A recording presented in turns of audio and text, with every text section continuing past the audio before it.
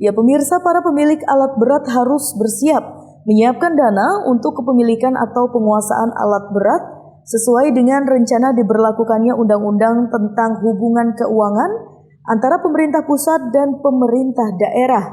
Namun hal ini menurut Unit Pelayanan Pajak Daerah UPPD Samsat Plehari, Kabupaten Tanah Laut, masih menunggu petunjuk teknis untuk melakukan pemungutan pajak alat berat.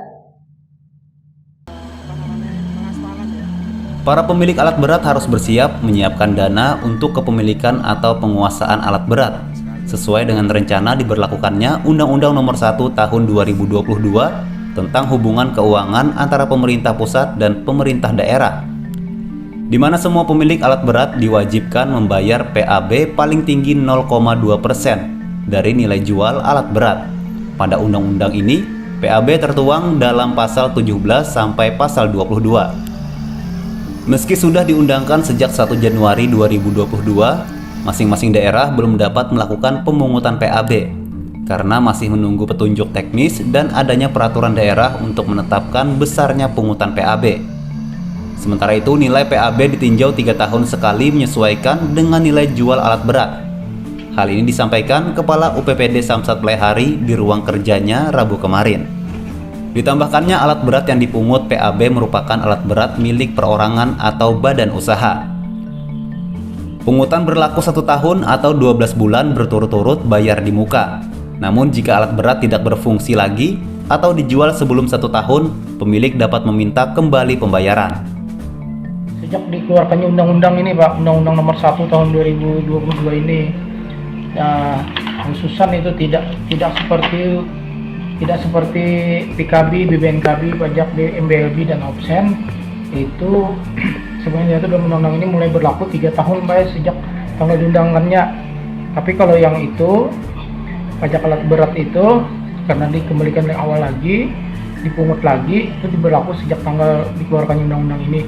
Tapi saat ini kita masih menunggu PP Pak. Peraturan turunannya belum keluar, PP-nya belum keluar. Nah, jadi kan tahapan berikutnya kan setelah PP kita juga sambil menunggu revisi Perda. Sementara itu, salah seorang kontraktor di Kabupaten Tanah Laut berharap pemerintah meninjau ulang pemberlakuan undang-undang ini karena dinilai akan semakin memberatkan pengusaha yang saat ini kesulitan mendapatkan proyek. Selain itu, para pemilik alat berat sudah dikenakan pajak pertambahan nilai dan pajak pertambahan hasil saat membeli alat berat. Kalau kami pribadi bukan menjadi satu keberatan, karena itu adalah peraturan yang sudah ditentukan oleh pemerintah. Cuma saran kami sebagai kami kontraktor itu perlu ditinjau kembali lah keberadaan peralatan itu sendiri.